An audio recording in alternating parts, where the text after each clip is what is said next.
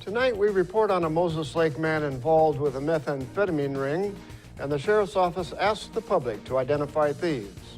What's happening in sports, Bob?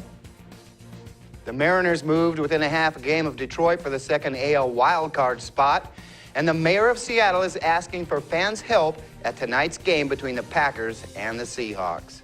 Here's a peek at our Weather Center forecast. Hello everybody, good to be with you. Fine weather out there, dry conditions, and these temperatures a bit on the warm side for the next couple of days. I'll let you know how the weekend's looking in just a few minutes. I'm Alan Troop, and we have all this and much more on iFIBER 1 News. From the iFIBER 1 HD studio here in the heart of the Columbia Basin, this is iFIBER 1 News.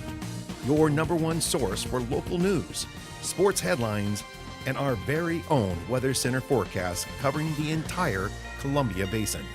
This is iFIBER 1 News, and it starts now.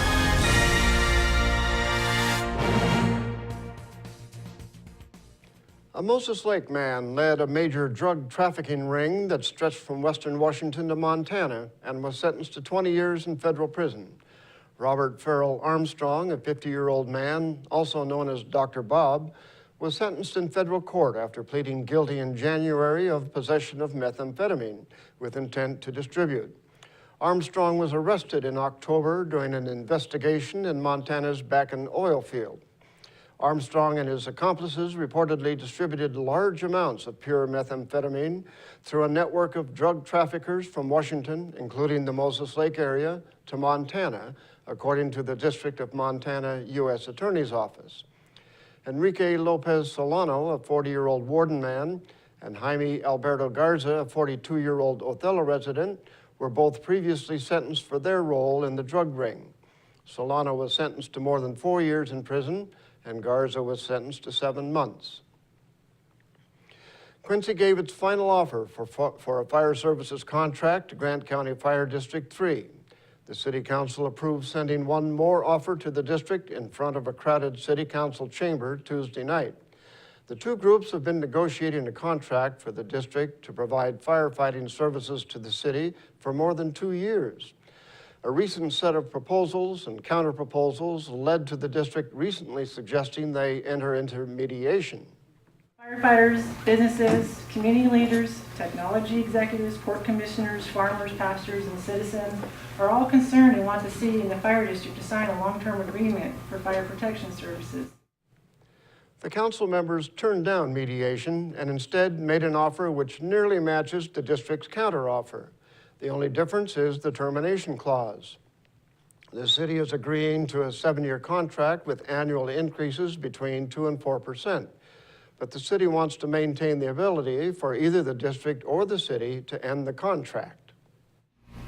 The City Negotiating Committee has been vigilant in trying to reach an agreement that's fair to the taxpayers and residents of the city. The committee is disappointed in the way this process has been handled by the fire district and its supporters, but is still hopeful that an agreement can be achieved. A Quincy police officer involved in a collision with a semi-truck was not seriously injured.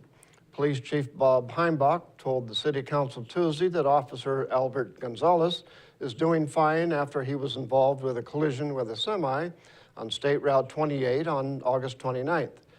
Heimbach made the report as part of a request for a new police car to replace the one totaled in the crash. The officer was heading west on the highway when he reportedly spotted someone committing a traffic infraction that was driving in the opposite direction. When the officer attempted to make a U-turn, he turned in front of a semi and was hit. Washington State Patrol Trooper Darren Wright said he didn't know whether Gonzalez had his lights and siren on before the collision. Heimbach said he didn't know if Gonzalez saw the truck and is waiting for the results of the investigation. The chief said the officer was bruised, but otherwise he is fine. 2 men were caught on camera stealing fuel from a Moses Lake area farm early Wednesday morning. The Grant County Sheriff's Office is asking for the public to help identify the 2 men who stole an unknown amount of fuel from a property in the 11,600 block of Road 5 Southeast. The thieves reportedly filled several small gas cans. No vehicle was seen in the area, according to the Sheriff's Office. The thieves were caught on a wildlife camera installed by the property owner. You can view the pictures online at iFIBER1.com.